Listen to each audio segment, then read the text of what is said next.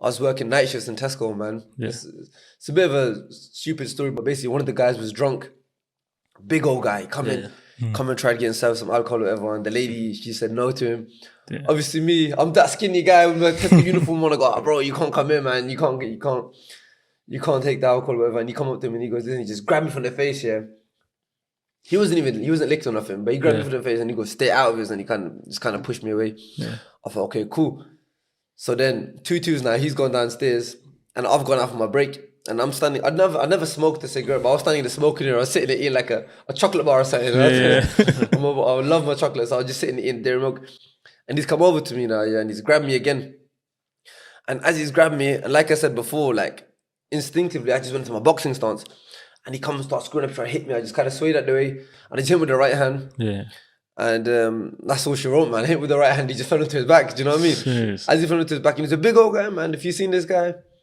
And then obviously, you know, when you're young, you hit someone. Now, alhamdulillah, you don't want to hit no one. Yeah. You hit someone now, you're finished. You know what I mean? You go to pen, and that's stupid. We're grown up now. That's the point. Obviously, as a kid, I was when he fell down, I was excited. I jumped on him, start clapping him, whatever. I've gone back into Tesco now, just sticking my chest out, thinking, yo, I'll just give this guy a 2-piece. Yeah. I'm back in or working my night shift. I've got like blood in my knuckles, acting like a bad man. I washed it as I'm working now. Yeah, the same guys come up now. It's been like half an hour. And it's coming, and back these times, like these knives and Rambos, they weren't that common. Do you know what I mean? Obviously now, it's like an epidemic. It's crazy what's happening in London and Slough and whatnot. But back these times, it wasn't that common. So he just pulled like a massive piece out of his trouser, like this big thing. And he started chasing me, and something like Tom and Jerry, just sprinting in front, man. And he's like, bro, I swear to God, he chased me around Tesco for about 10 minutes. I look like the biggest idiot, man. But again, it opens your eyes up, do you know what I mean? This guy was like going in between aisles. And I'm running up and down Tesco. He's running around the back, the sides. Yeah. I'm just trying to dodge him. What was going through your head, though? I was just shitting myself. Do you know what I mean? You're a kid, that must have been a crazy situation to be in.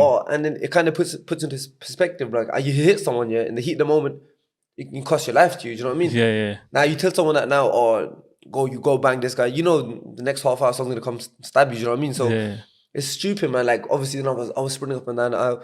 But the saddest part of the whole story is, look, alhamdulillah, nothing happened to me that day. I got away, alhamdulillah, man.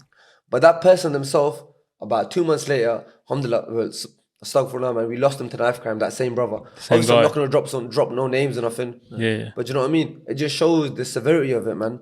You carry a knife, you act like a bad man, you can get stabbed with that same knife, man. Yeah. And look, speaking of knife crime, I've got my cousin's name on my right shoulder. My cousin, we lost him to knife crime too. But my cousin wasn't like that. Do you know what I mean? He wasn't